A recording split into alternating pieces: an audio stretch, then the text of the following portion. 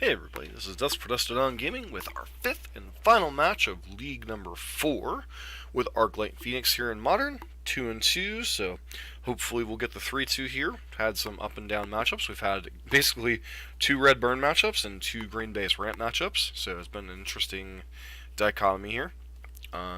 Last round, run into a little bit of roughness against Burn. Burn, obviously, pretty rough matchup for the Phoenix decks. Have the tools to interact with them on the first couple turns, but this is a deck that likes to take the first couple turns, kind of set up, spin its tires, and then explode, and that's kind of hard when you've got either an Eidolon of the Great Revel in play, or your opponent has a 3-1 drop draw. Kind of hard to interact with that sometimes. Beyond that, deck's pretty sweet still so far. Thing in the Ice, Arclight Phoenix, obviously the staples of the deck. Then you have Pteramander here as kind of the tertiary threat in this particular build. Other versions have run Crackling Drake, Pyromancer's Ascension, Monastery Swiftspear. Some people have run a Traverse package to be able to go get specific one-of creatures. So, a lot of stuff to like about the deck.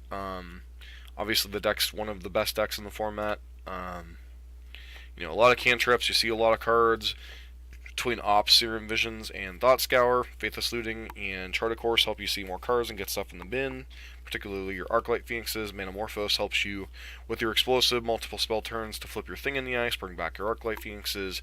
Lightning Axe kills bigger creatures. Lightning Bolt and Gut Shot kill smaller creatures and can also go to the face. And that's pretty much the main deck in a nutshell. Sideboard, you've got Dispels and Spell Pierces for the combo and control matchups, as well as Burns, Surgical Extractions for the graveyard-based decks, like Groyo's Vengeance, Dredge, Storm, you name it, it can zap it. Rending Volley, pretty good in the tribal matchups, Merfolk, Spirits, Humans. Also pretty reasonable against the mirror match with Thing in the Ice and Crackling Drake being primary threats, and I guess it can technically kill Pteramander as well now. So another reason to run the card. Abrades, Shatter Effect and a Lightning Strike against creatures when you need it. Blood Moon for any of those greedy mana bases in Modern, like Jeskai, Jund, Grixis, can also come in against the Amulet Titan, the Titan Shift, the Tron decks of the format. Anger of the Gods, pretty good for the go wide strategies. Beacon Bolt as your pseudo third copy of Lightning Axe against big creatures. The downside of this one is you have to pay 3 mana as opposed to 1 mana and discard a card. And then 2 Dragon's Claws for the red decks, which we've been seeing a lot of this league. So overall, deck's pretty solid. Let's get rolling on to match number 5. So deck is obviously pretty sweet. I think Pteramander adds a pretty decent dimension to the deck. It's gives you another threat that is an early game pressure. So they see me rolling, they hatin'. This is potentially a turn 2 Thing in the Ice flip. Sign me up, so they say. Versus Spy Break.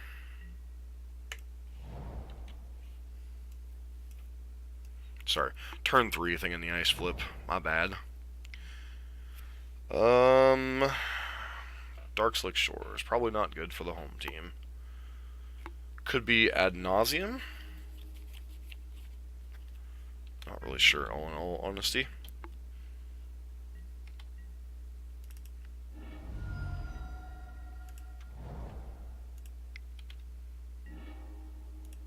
Alright, so we'll run out our Thing in the Ice here.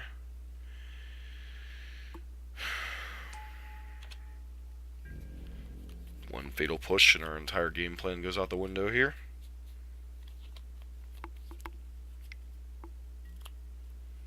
Now it's looking more like a Nauseam, which is not necessarily a good thing.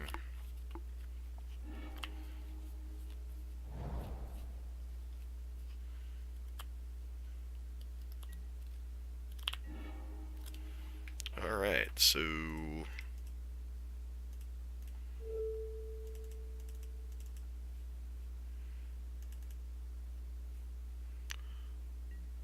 just to flip this little piggy.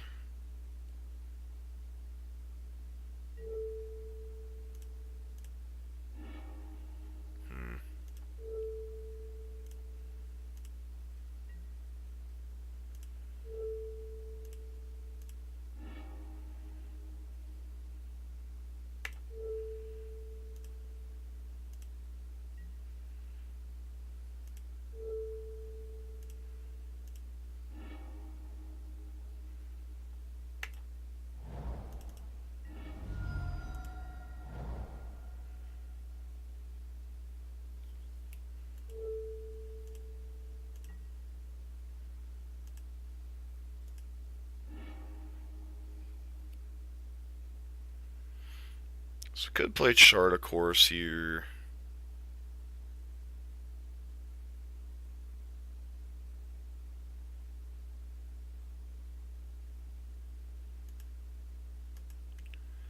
I think my odds of finding Phoenixes here are pretty low, so I'm just going to go ahead, go to my next combat step, hold this opt and Chart a course for next turn. Yeah, it's definitely a Nauseam. Which even despite this terrible draw for them, they could very easily kill us next turn. Not to mention they have, like... Well, I think Pteramander is kind of the card we're liking here, right?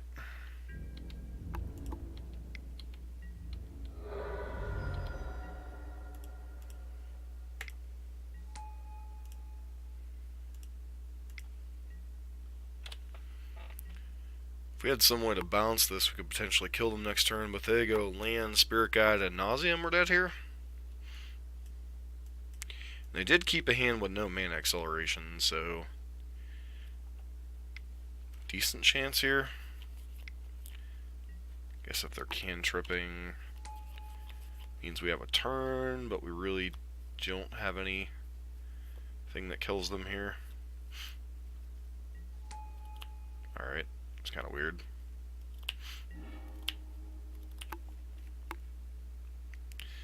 So I can't present lethal this turn anyway, so is there any sense in even playing any more spells here?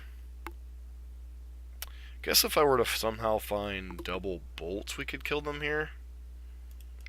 As if they don't have...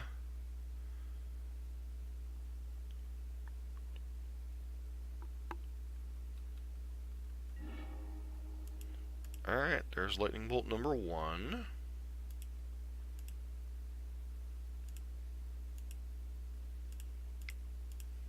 Gotta do this pre-combat.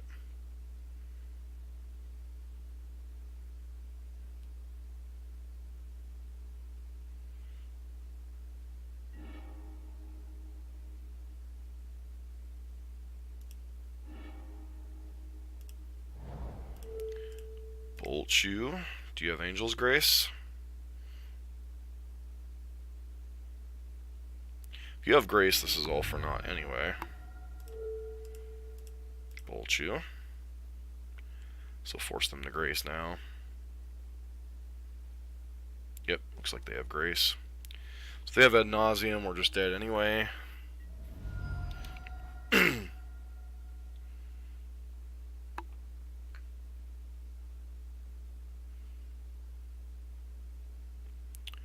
It's the rough part about ad nauseam, man. Sometimes they just have it all.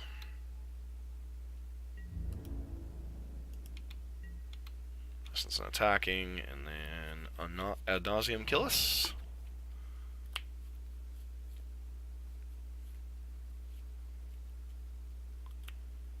They're not slamming it, so I guess they don't have it.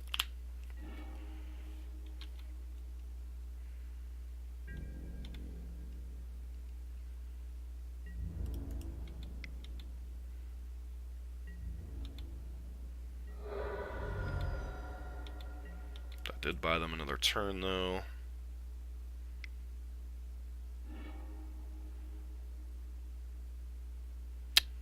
Why didn't you just do that main phase? Oh, teachings means they have it. Alright, so...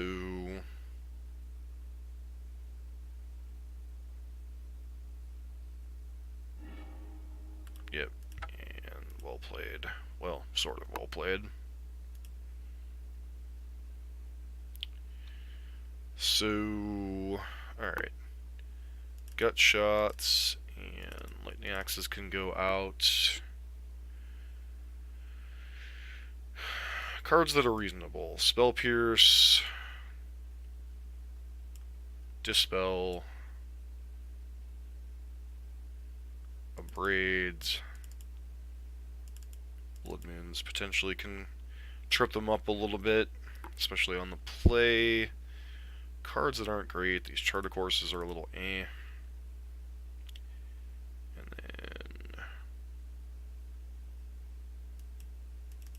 then one copy of Opt.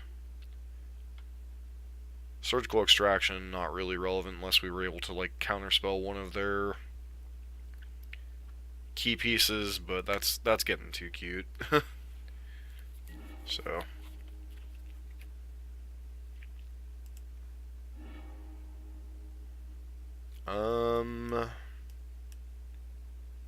this hand's okay. I mean, it's not like stellar or anything.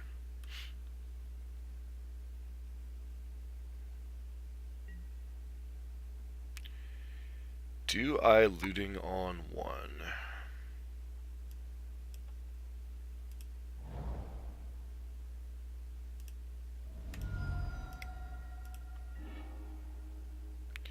So pitch Phoenix and one copy of a Braid here.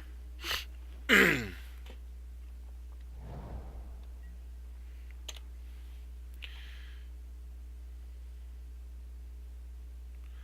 if they... Nope, no Lotus Bloom suspension.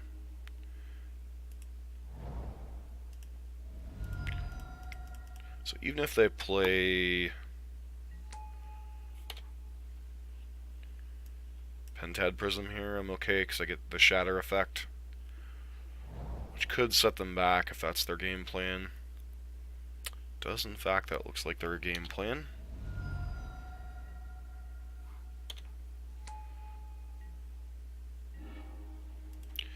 Allows me to hold up Spell Pierce if they have like Pactum Negation here.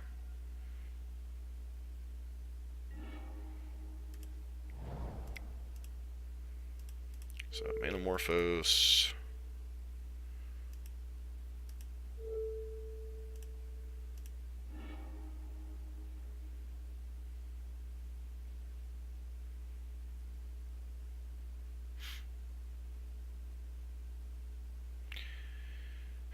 Says bringing back Phoenix worth bouncing it potentially next turn.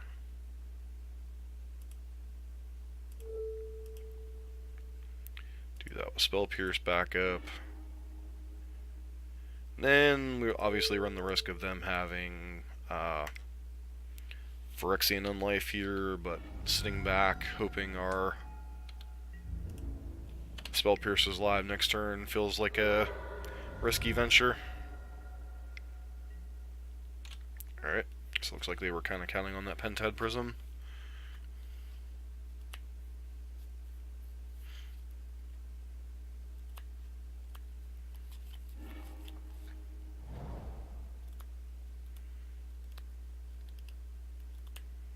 Card on top, that's scary.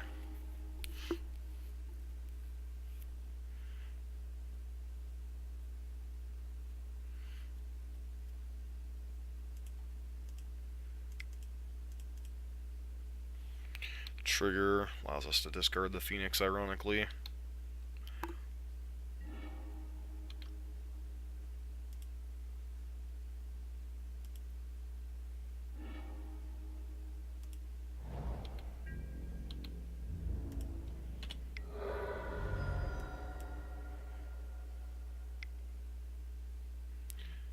Please don't be Phyrexian Unlife, but it probably is.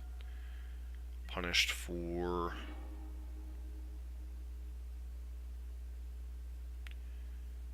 how we sequence things there, sort of, kind of. I guess in the end it really doesn't change the math, because this puts them to -2, and then we still have lethal on board next turn. And we have Spell Pierce protection this turn, which is nice. And Grace does absolutely nothing now.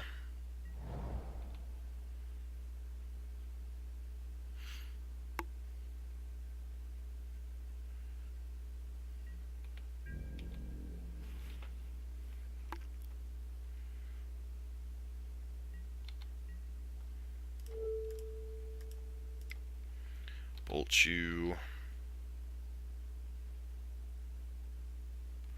These two combined are lethal, so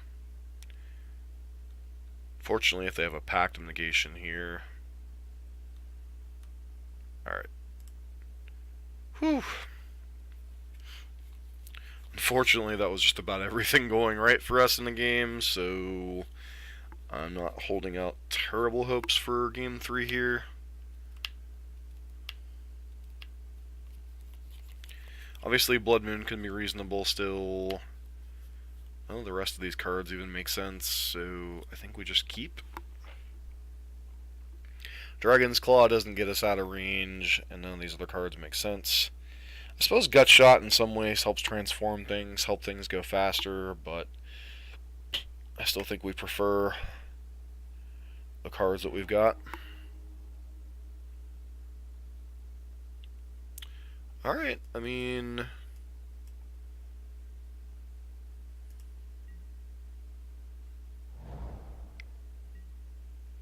Sure.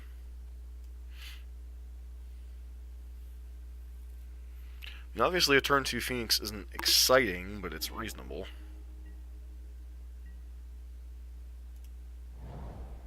Let's hold up Bolt, even though it really doesn't do anything here.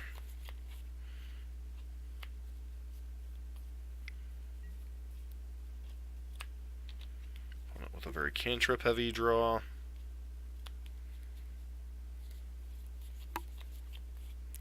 Question is, do I Bolt on end step here?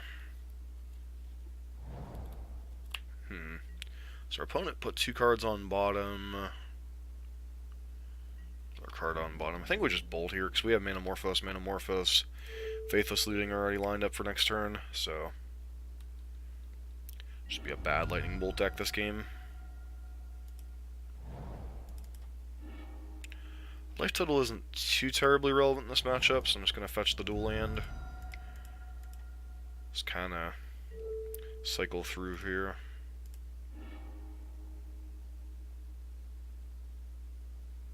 Is Blood Moon worth playing here? It's an interesting question. Guess I can't play it this turn anyway, so it's an interesting card for next turn.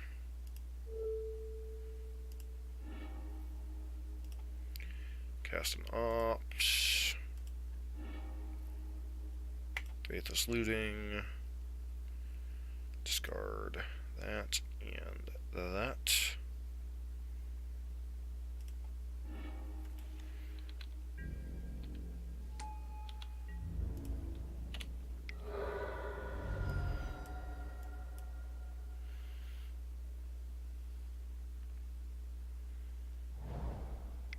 It's most unfortunate. And now our Blood Moon plan's kind of out the window anyway.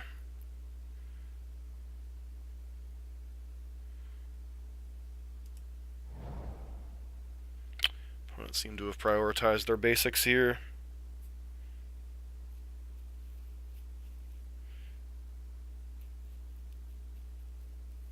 So I could be dead next turn. What do I want to do?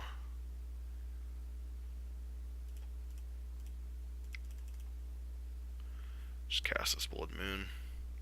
Probably doesn't mean much here. Wow.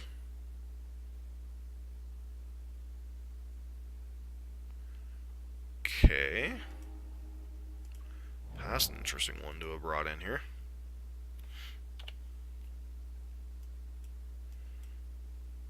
Am I dead?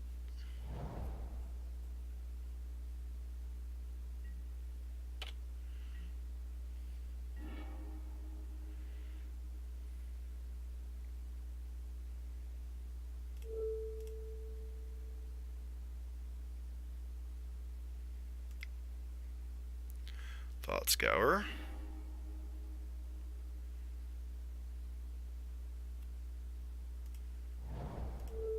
Thought Scour.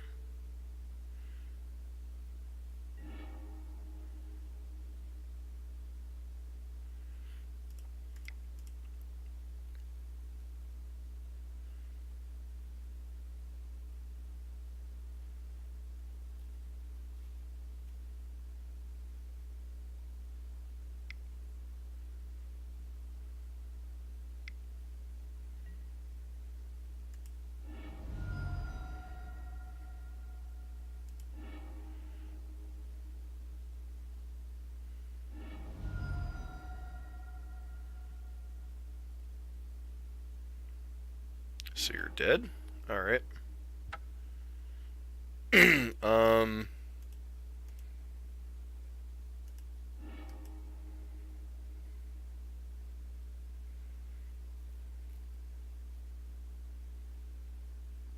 opponent had no reason to go for it there. I don't... Timing on that was really, really weird.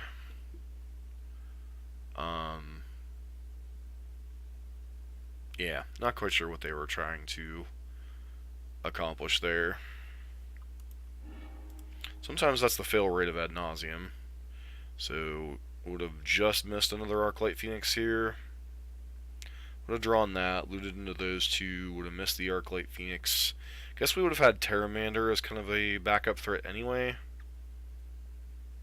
I don't know. It was a very weird way to go 3-2, but I'm also not going to complain. So, another 3-2 with the Phoenix decks. They're obviously pretty solid, and we played a lot of, I would say, unfavorable matchups. I don't know how close the ad nauseam matchup is. It's not a matchup I've seen a lot of lately.